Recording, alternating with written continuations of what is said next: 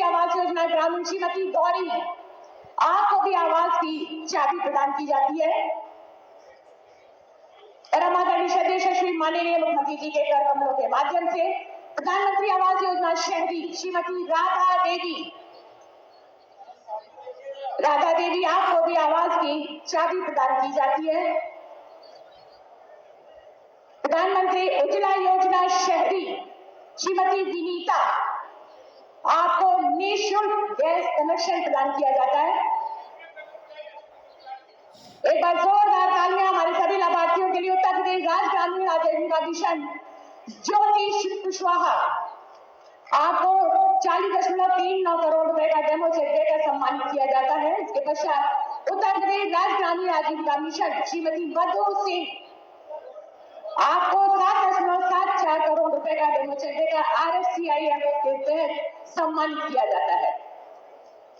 Ayushman card योजना के तहत श्रीमती राजवती, आपको 5 लाख रुपए का चेक देकर मुफ्त इलाज हेतु सम्मानित किया जाता है। एक बार जोरदार तालियां।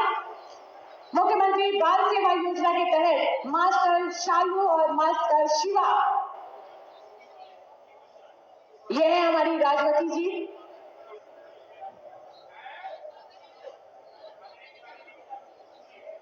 और स्वामी विवेकानंद युवा सशक्तिकरण योजना के तहत श्री निशा, आपको स्मार्टफोन देकर सम्मानित किया जाता है।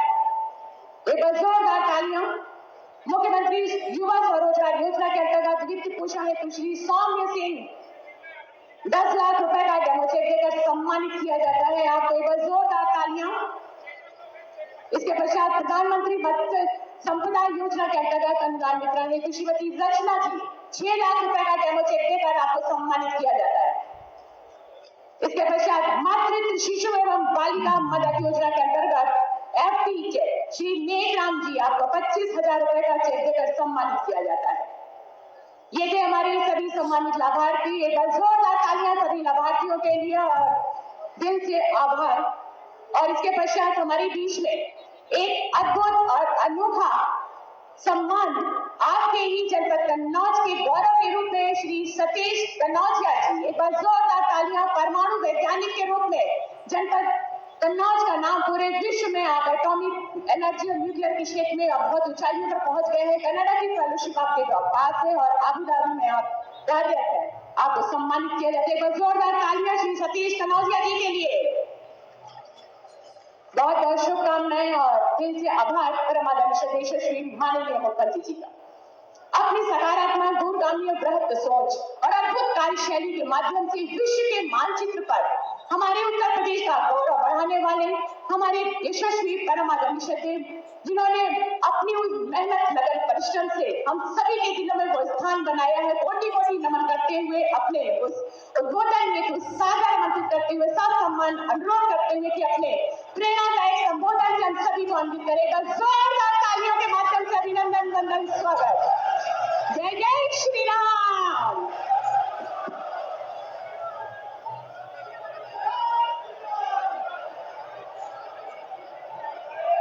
चित्र नगरी कन्नौज में आज के इस कार्यक्रम में मंच पर उपस्थित प्रदेश सरकार में मेरे मंत्रिमंडल के वरिष्ठ सहयोगी जल शक्ति मंत्री श्री स्वतंत्र देव सिंह जी, समाज कल्याण विभाग के मंत्री श्री असीम अरुण जी, लोकप्रिय सांसद श्री सुब्रत पाठक जी, माननीय सांसद अकबरपुर श्री देवेंद्र सिंह भोले जी, माननीय सांसद कुशीनगर श्री विजय दुबे जी, माननीय विधायक श्रीमती अर्चना पांडे जी, कैलाश सिंह राजपूत जी, भारतीय जनता पार्टी के क्षेत्रीय अध्यक्ष श्री प्रकाश पाल जी, जिला अध्यक्ष श्री वीर सिंह भदौरिया जी, प्रदेश अध्यक्ष अनुसूचित मोर्चा श्री रामचंद्र कन्नौजिया जी, माननीय विधायक श्रीमती पूनम संकवार जी, भारतीय जनता पार्टी के सभी पदाधिकारीगण, जिला पंचायत के अध्यक्षगण, भारी संख्या में आज कन्नौज में यहां पर उपस्थित सभी बहनों और भाइयों, आज यहां पर हम लोग यहां के वरिष्ठ समाज सेवी, उद्योग व्यापार के साथ साथ राष्ट्रवादी मिशन के साथ जिन्होंने अपना जीवन समर्पित किया, ऐसे स्वर्गीय ओम प्रकाश पाठक जी को विनम्र श्रद्धांजलि अर्पित करने के लिए उनकी पंचम पुण्यतिथि के अवसर पर एकत्र हुए हैं। मैं इस अवसर पर स्वर्गीय ओम प्रकाश पाठक जी को उनकी सेवा के लिए, उनकी साधना के लिए विनम्र श्रद्धांजलि अर्पित करते हुए आप सभी का हृदय से अभिनंदन करता हूं। बहनों और भाइयों, मैं श्री सुब्रत पाठक जी और श्री असीम अरुण जी को इस बात के लिए धन्यवाद देता हूं, जिन्होंने भारतीय जनता पार्टी परिवार के एक वरिष्ठ कार्यकर्ता,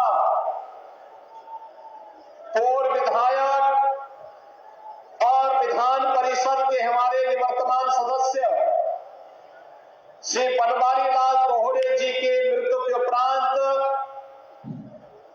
उनके परिवारजनों के साथ संपर्क और संवाद बनाने और आज उनसे मेरी मुलाकात करवाने और वहां तक मुझे जाने का अवसर दिया है। मैं इस अवसर पर स्वर्गीय बनवारी लाल कोहरे जी को भी विनम्र श्रद्धांजलि अर्पित करता हूं।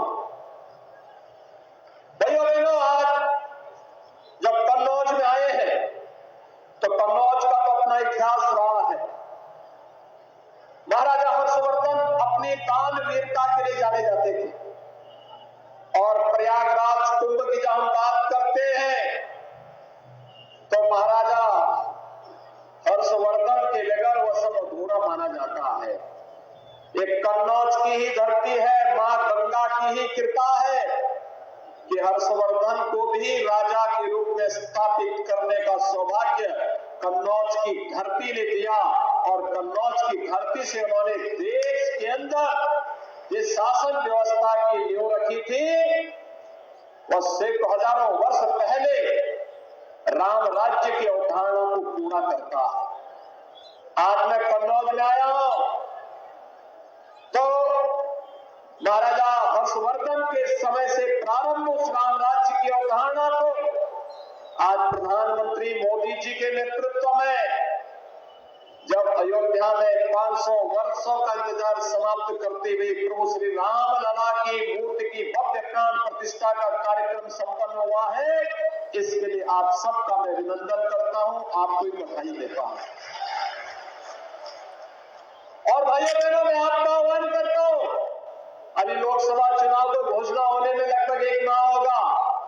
इस दौरान आप सुब्रत पाठक जी को, असीम अरुण जी को, अर्चना पांडे जी को, कैलाश राजपूत जी को और इन सभी पदाधिकारियों को पकड़ करके एक बार अयोध्या में रामलला का दर्शन करने के लिए जरूर आइए। कितने लोग अयोध्या जाना चाहते हैं? पूरा ही कन्नौज जाना चाहता है और हम लोग तैयार हैं आप सबका स्वागत करने के लिए।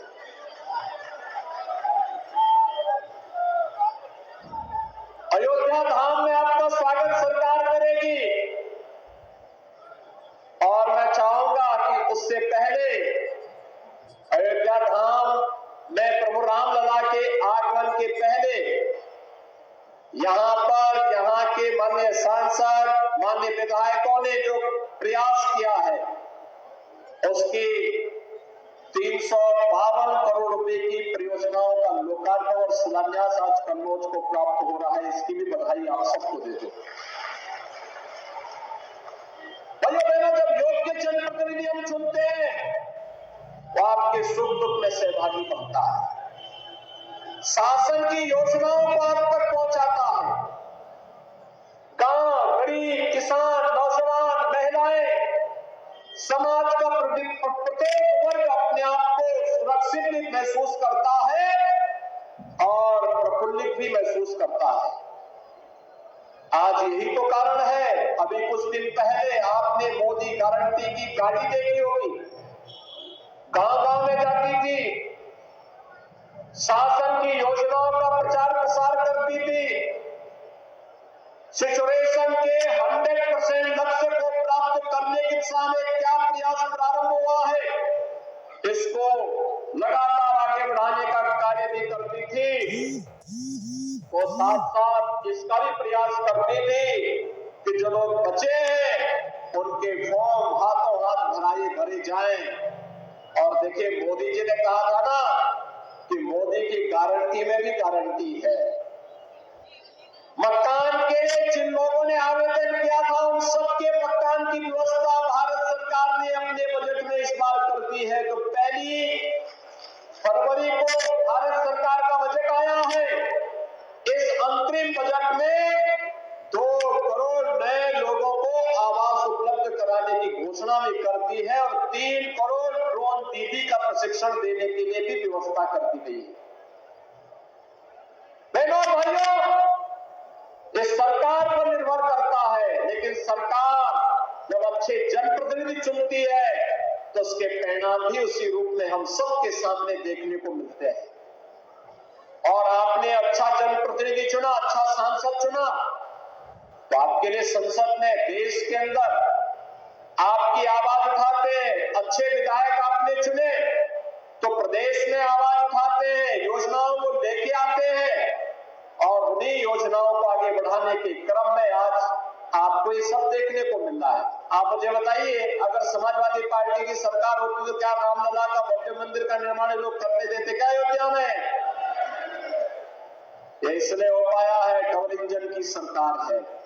और डबल इंजन की सरकार न केवल डबल स्पीड के साथ चलती है, बल्कि डबल इंजन की सरकार आपकी आस्था का सम्मान भी करती है और आपको सुरक्षा का बेहतर वातावरण भी देती है। भाइयों बहनों, इसी विश्वास के साथ आज हम सब यहां पर आए हैं।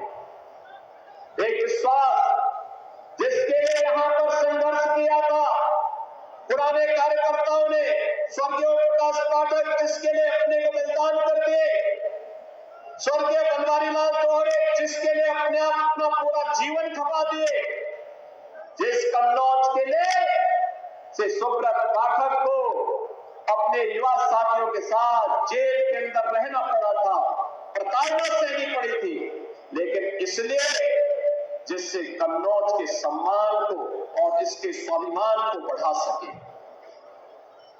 आज इसी का परिणाम है, सरकार यहां पर इत्र पार्क के निर्माण की कार्रवाई को आगे बढ़ा रही है। और मैं आपको आश्वस्त करने के लिए आया हूं कि इत्र यहां की पहचान है। और भाइयों बहनों, यहाँ के इत्र की सुगंध को दुनिया तक पहुंचाने के लिए न केवल पार्क बनेगा, बल्कि उसको हम आगे बढ़ाने के लिए जिस भी प्रकार के सहयोग की आवश्यकता होगी, डबल इंजन की सरकार कन्नौज के उद्यमियों के साथ, कन्नौज के व्यापारियों के साथ हमेशा खड़ी होगी। भूमि की समस्या का समाधान हो, तकनीक की समस्या का समाधान हो, उसकी पैकेजिंग की समस्या का समाधान हो या मार्केटिंग का या एक्सपोर्ट का, इन सब में सरकार अपने स्तर पर सहयोग करके इत्र के व्यापार को वैश्विक मंच प्रदान करने का कार्य कन्नौज के माध्यम से अवश्य करेगी। भैया बहनों, मैं जब भी यहां आता हूं एक बात जरूर सुनने को मिलता था कि कन्नौज में यहां पर गवर्नमेंट मेडिकल कॉलेज था। गवर्नमेंट मेडिकल कॉलेज बाबा साहब भीमराव अंबेडकर के नाम पे था। भारत के संविधान के शिल्पी बाबा साहब भीमराव अंबेडकर। समाजवादी पार्टी की सरकार को पता नहीं क्या छिड़ थी इन महापुरुषों से। अयोध्या में भगवान राम का विरोध करते थे, तो कन्नौज में बाबा साहब भीमराव अम्बेडकर का भी विरोध करते हैं।